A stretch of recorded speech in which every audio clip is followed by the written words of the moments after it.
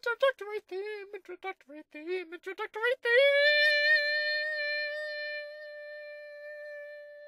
Hey everyone, Jolly the Old Saint T. Old Saint here with something different.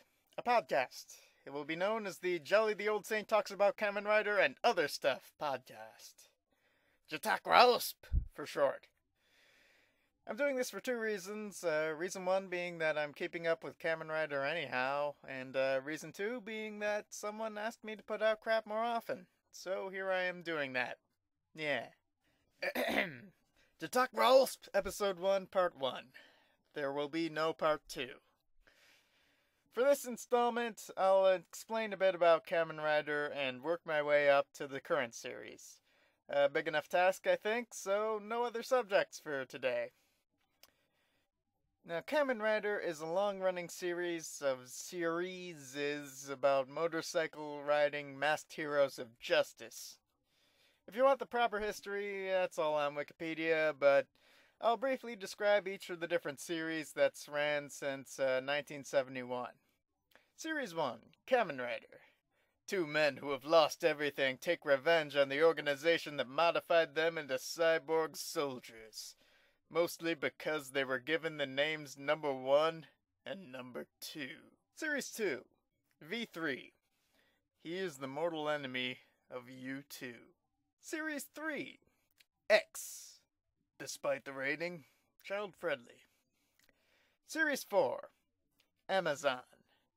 Free shipping, but you have to sign up for a trial of Amazon Prime.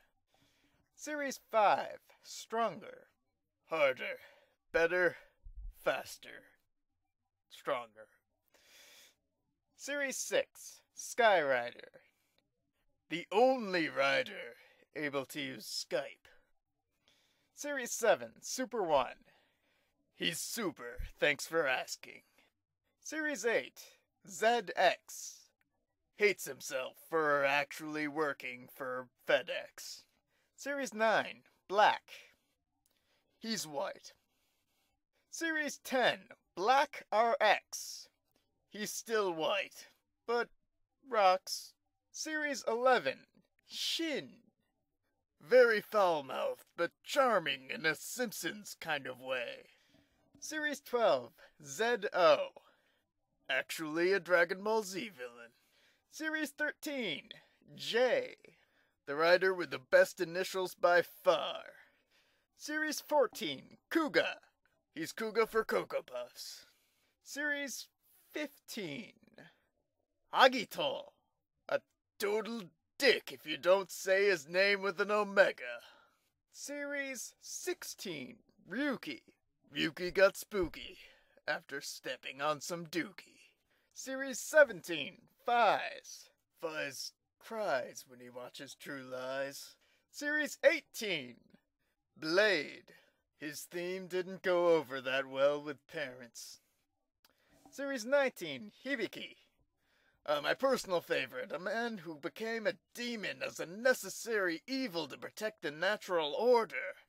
This wasn't initially written as a rider show, but actually a documentary on the life of Lady Gaga. Series 20, Kabuto.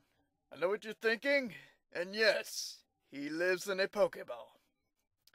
Series 21, Dano. I know what you're thinking, and yes, he lives in a Pokeball. Series 22, Kiva.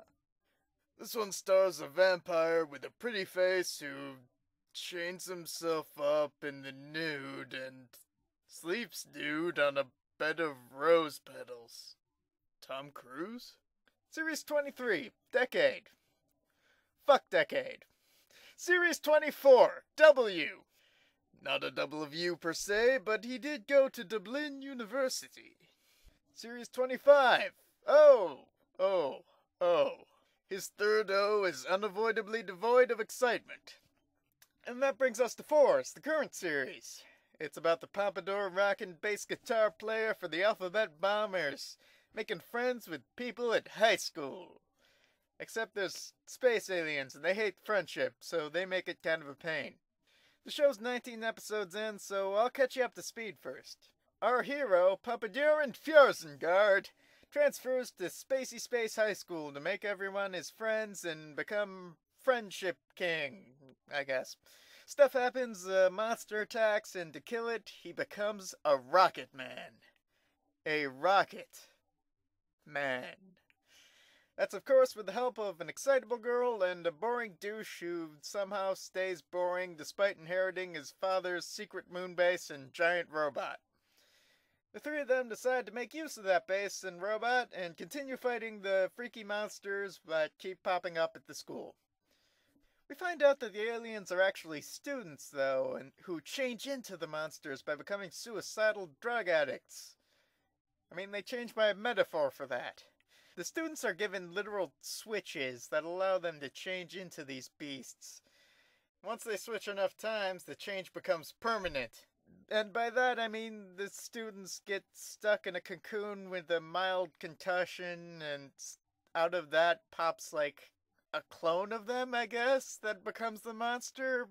So that makes it really convenient for our hero Papador Fjarzengard, since he's all about taking these monsters and fucking chopping them up with his chainsaw leg and shooting them into space with his rocket arm. It's nuts. So yeah, it's pretty good that it's just a clone of them. So anyway, he does that for a while. He makes some more friends in the process, but the shit gets real when we find out that 3/4 of the school's faculty, which is to say 3 people, are actually the space monsters running the whole evil outfit with the switches and such. And their goal is probably something.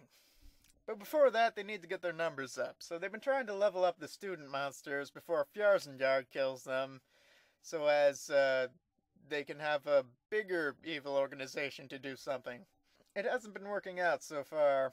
But then the development develops, and the shit gets real again. A new rider, Donna Troy with a fish head, arrives. He's working for Daft Punk, who's convinced Donna Troy that the only way to save his childhood friend's life is to let one of the switchy student monsters evolve. Donna Troy is also a douche, so Fjarzengard doesn't like him at first, but then he punches Fjarzengard in the face, and the brain damage makes him accept Donna Troy as a frenemy. And that about covers everything up till now. This week's episode is 19. I'm calling it episode 19. Don't Tell Mom the Babysitter's Disco. In this episode, we find boring douchebag is getting jealous of Donna Troy, who's getting to be the new smart guy / all-purpose Donatello of the group.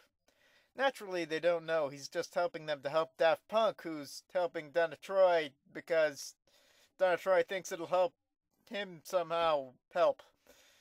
Oh yeah, I forgot to mention, Daft Punk lives in a satellite where he floats around doing cartwheels and shit all the time. What the fuck else are you gonna do in a satellite? Oh, and Daft Punk is just one person in this. I don't know what happened to the other. But back to boring douchebag. He's off pouting and happens by some taller girl who apparently has a thing for him. How cute. The 15 seconds of chat between them really pisses off her track coach for some reason, which causes the coach to become zany looking. Meanwhile, later, a dragon-themed monster is rampaging to kick off the Chinese New Year. It's blue, so I'll call it Blue Dragon, because I'm clever like that. The scene cuts to the Earth, Moon, and Sun for some reason, while Fjarzengard makes like a rocket man to fight him. Yeah, there's like a countdown whenever he changes, and like it cuts to random shit like that. I assume because the show's panicking. Anyway, Fjarzengard pulls out his usual bag of tricks against the blue... Actually, it's a space monster. I think I'll go with Dragonaut. Yeah, the blue Dragonaut. To the blue Dragonaut, it's nothing doing, so Fjarzengard moves on to a dangerous, untested gadget. But boring douchebag tells him, no, it's too dangerous. But he says that like every other episode, so Fjarzengard ignores him. The new gadget doesn't work out, and boring douchebag takes it personal. This leads to him leading the audience for a bit by taking a needlessly long time to leave his friends via pouting and, move the plot along. He does get there, though, and after moping about a few seconds, the boring douchebag comes across the taller girl again. They have a moment wherein he tells her she can run faster by sticking her boobs out, and she actually buys it. It's sweet. Then she runs behind a bush, and not 3 seconds later, the Dragonaut comes out. It's one of the show's most subtle moments so far. Elsewhere, Fjarzengard is talking to a robot hot dog when his friends pop up.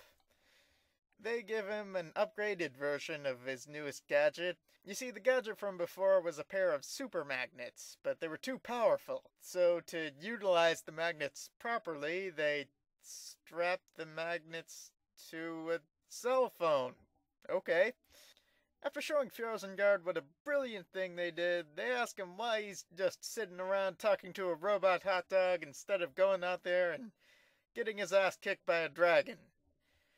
Not realizing he was the one with the right idea, Fjarzengard flies off to get his ass kicked by a dragon again.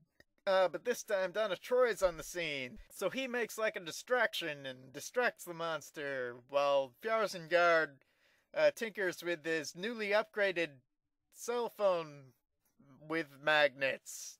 Of course, the cell phone with magnets slips from Fjarzengard's hand and flies into space. Okay.